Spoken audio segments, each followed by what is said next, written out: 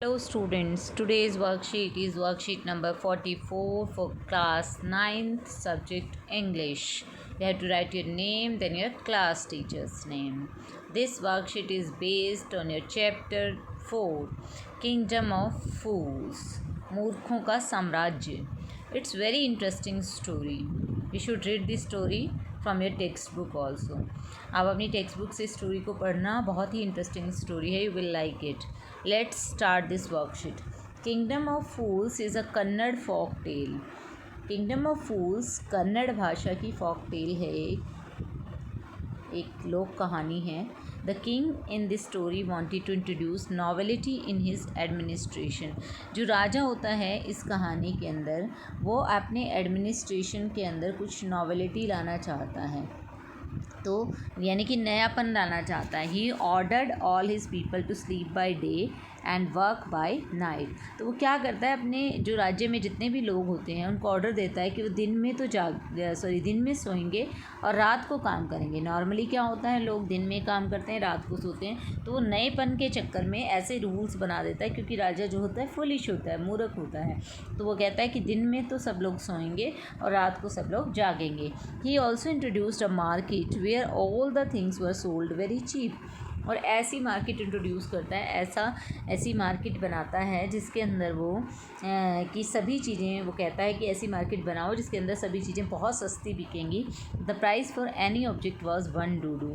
1 dudu is a coin here, कि हर चीज़ का प्राइस एक ही डूडू होगा. चाहे आपको कोई भी चीज़ खरीदनी है, आपको एक सिंगल डूडू, एक कॉइन देना है, उसके बदले में आपको कोई भी चीज़ मिल जाएगी.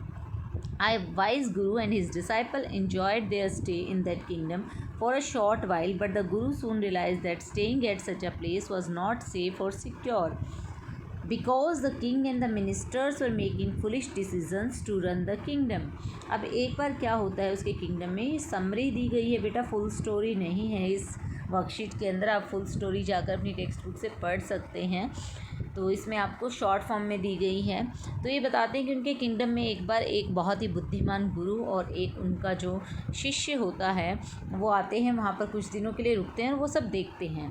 तो उन्हें ये आभास होता है कि ये जो है मूर्खों का साम्राज्य है. यहाँ राजा भी मूर्ख है, मंत्री भी उसके मूर्ख हैं, और जिस तरीके से बड़ी मूर्खता से वो अपना राज्य चला रहे हैं, तो ऐसी जगह पर रहना, ऐसे स्थान पर रहना सेफ़ नहीं है. वो उनके लिए जो है अनसेफ हो सकता है, डेंजरस हो सकता है, ख़तरनाक हो सकता है मूर्खों के साथ रहना.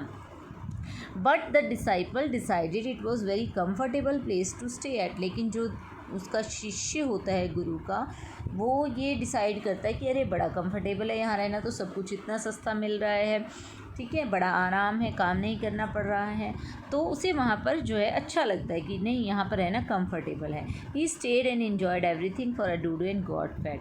अब गुरुजी तो वहाँ से चले जाते हैं बोलकर कि रिस्की है यहाँ पर रहना, ख़तरनाक है, डेंजरस है.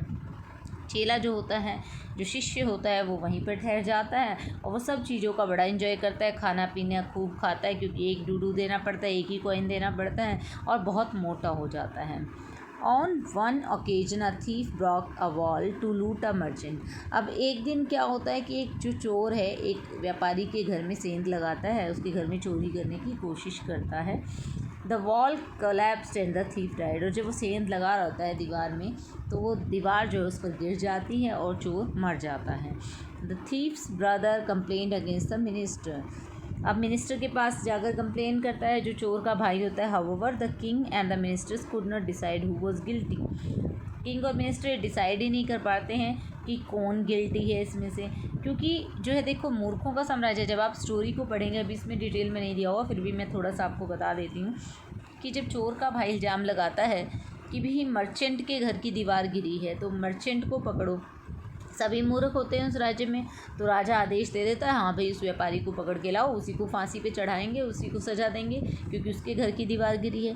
तो व्यापारी को जब बुलाया जाता है, तो वो व्यापारी कहता है कि मेरा क्या कसूर है इसमें, इसमें तो जिसने दीवार बनाई है मेज़न का कसूर है. मेज़न मतलब मिस्त्री, जिसने भी वॉल जो है बनाई है, उसका कसूर है. तो जब मेज़न को बुलाया जाता है, तो वो कहता है कि मेरा भी कसूर नहीं है, क्योंकि when I was putting brick bricks जब मैं पुट कर रहा था, लगा रहा था जब ईंटें, तो एक जो डांसिंग गर्ल थी वो बार बार आ जा रही थी वहाँ से स्ट्रीट में से, और मेरा ध्यान जो है उसकी वजह से मेरा अटेंशन जो है वो ख़त्म हो रहा था और भटक रहा था ध्यान।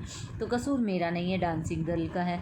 अब जो है राजा कहता है डांसिंग गर्ल को बुलाया जाए, उसे फांसी पर चढ़ाया जाएगा, उसे पनिशमेंट दी जाएगी। तो डांसिंग गर्ल आगे कहती है आकर कि मेरा कसूर नहीं है, मैं तो ज्वेलर के पास जाती थी, जो ज्वेलर का मैंने ज्वेलरी बनाने के लिए ऑर्डर दिया हुआ था और वो ज्वेलरी टाइम पर बना कर नहीं दे रहा था, तो इसीलिए उसका कसूर है, उसने मेरे चक्कर कटवाए हैं। तो अब ज्वेलर को बुलाया जाता है कि ज्वेलर को फांसी पे चढ़ाया जाएगा।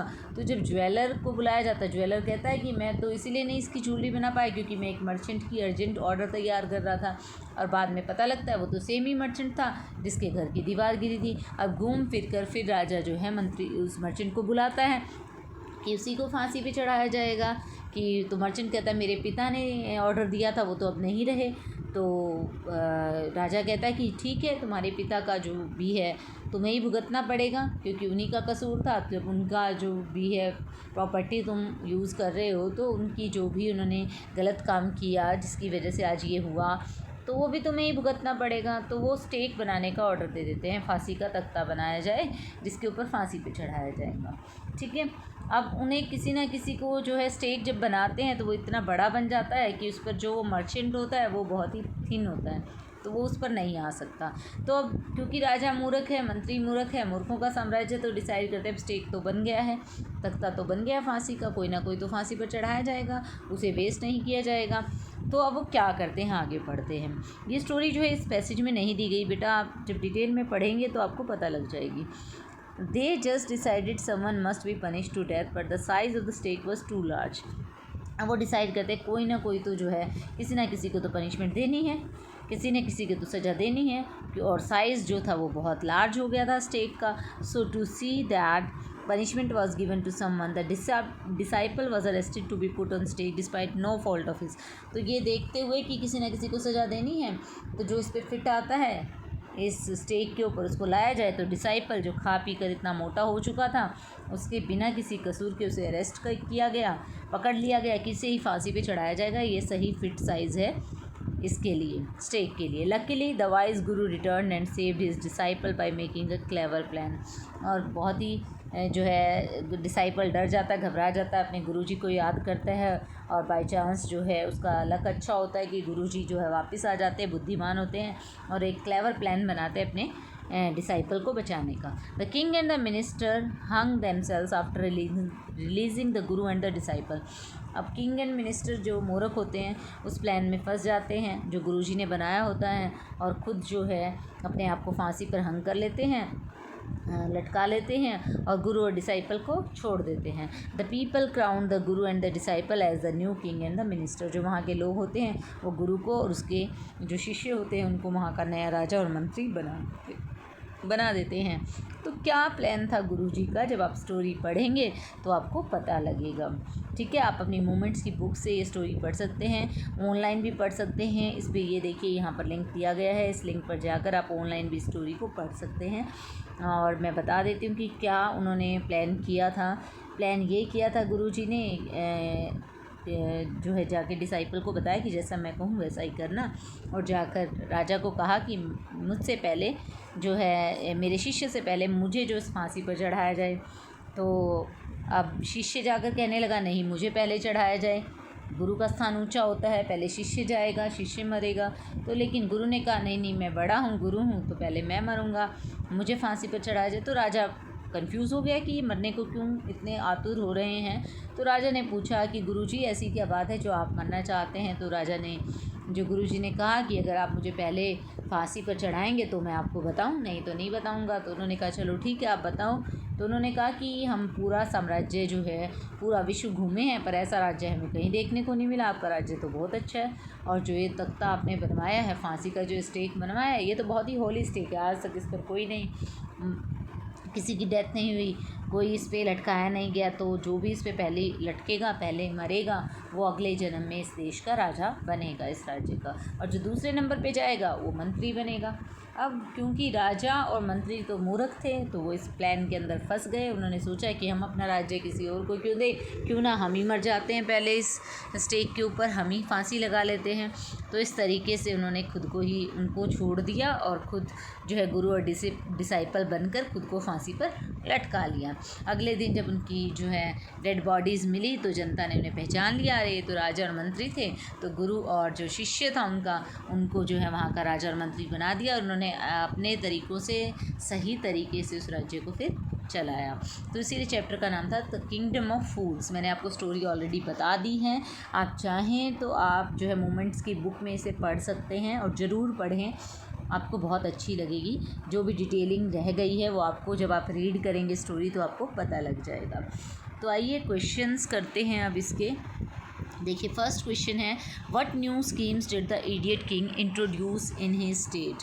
जो राजा होता है, इडियट राजा होता है यानी कि मूर्ख राजा जो होता है, वो अपने राज्य के अंदर कौन कौन सी स्कीम्स को इंट्रोड्यूस करता है।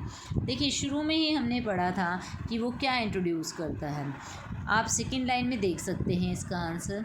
देखिए यहाँ से आप लिख सकते हैं, he ordered all the people to sleep by day and work by night, कि सभी को कहता है कि दिन में जो है आप सो, रात को आप काम करो। उसके बाद वो एक ऐसी मार्केट इंट्रोड्यूस करता है जहाँ पर all things were sold very cheap, बहुत ही सस्ती मिलेंगी। The price of any object was $1। तो यहाँ से लेकर यहाँ तक आप इस क्वेश्चन का आंसर जो है फर्स्ट क्वेश्चन का दे सकते हैं। आपको समझ आ गया है, ठीक है। अब नेक्स्ट क्वेश्चन की तरफ हम बढ़ते हैं। नेक्स्ट क्वेश्चन है हमारा, why did the disciple decided to stay while the guru decided it was not safe. अब क्यों डिसाइपल डिसाइड करता है कि भी यहाँ पर रहना है और गुरुजी जो है वहाँ से चले जाते हैं, ऐसा क्यों होता है। तो देखिए इसका आंसर जो है आपको यहाँ पर मिलेगा। गुरु को पता होता है कि ये जो है किंगडम जो है ये मूर्खों का साम्राज्य है। अब मूर्खों का साम्राज्य है तो यहाँ पर रहना जो है खतरे से खाली नहीं है। तो यहाँ पर जो है वो कहते हैं गुरुजी, ये देखिए इन लाइंस में आप लिख सकते हैं, the Guru soon realized that staying at such a place was not safe because the king and the ministers were making foolish decisions। क्योंकि किंग और मिनिस्टर जो है फुलिश डिसीजन कर रहे हैं। यहाँ से लेकर आप इनका आंसर जो है लिख सकते हैं। लेकिन जो डिसाइपल होता है वो जो है उसको कंफर्टेबल लग रहा होता है यहाँ पर रहना, ठीक है, क्योंकि उसको सब कुछ बड़ा सस्ता मिल रहा होता है। तो इन लाइंस में आपको इसका आंसर सेकंड का मिल जाएगा, ठीक है। तो इसीलिए वो वहाँ पर रहना चाहता है क्योंकि वो लालच में आ जाता है। अब थर्ड क्वेश्चन पे चलते हैं। थर्ड क्वेश्चन है हमारा, how did the disciple realise his mistake. Disciple को कैसे रियलाइज़ होती है उसकी मिस्टेक, कैसे रियलाइज़ होती है। When the disciple was arrested, यहाँ से आप इसका आंसर कर सकते हैं। देखिए the disciple was arrested to be put on stake despite no fault of his. जब उसे अरेस्ट किया जाता है कि उसे फांसी पर लटकाया जाएगा जबकि उसका कोई कसूर ही नहीं है, तब उसे अपनी मिस्टेक जो है रियलाइज़ होती है। तो इस लाइन में इसका आंसर आपको थर्ड का मिल जाएगा। अब चलिए फोर्थ क्वेश्चन पे चलते हैं। फोर्थ क्वेश्चन हमारा है, which clever trick did the guru play to save his disciple. क्या क्लेवर ट्रिक अपनाता है गुरु, जो है एक प्लान बनाता है, ठीक है। तो क्या क्लेवर ट्रिक अपनाता है। देखिए इसमें हमें पूरी स्टोरी नहीं दी गई है क्या ट्रिक वो अपनाते हैं। तो इसका आंसर मैंने राइट किया हुआ है, आप वहाँ से देख सकते हैं। जब आप स्टोरी पढ़ेंगे तो आपको आंसर पता लग जाएगा। ये देखिए यहाँ से आप देख सकते हैं फर्स्ट क्वेश्चन है, what new schemes did the idiot introduce in his state. The king ordered his people to sleep during day and work during night. It should be work not walk, ठीक है, इसको work कर लेना बेटा, ये work है यहाँ पर, वर्क ड्यूरिंग नाइट, काम करना है नाइट के दौरान। He introduced a market where everything costs $1। ऐसी मार्केट को इंट्रोड्यूस करते हैं जहाँ पर हर चीज़ का प्राइस जो है $1 रहता है। तो सेकंड क्वेश्चन पे आते हैं। देखिए सेकंड क्वेश्चन हमारा है, why did the disciple decided to stay where as the guru want to leave.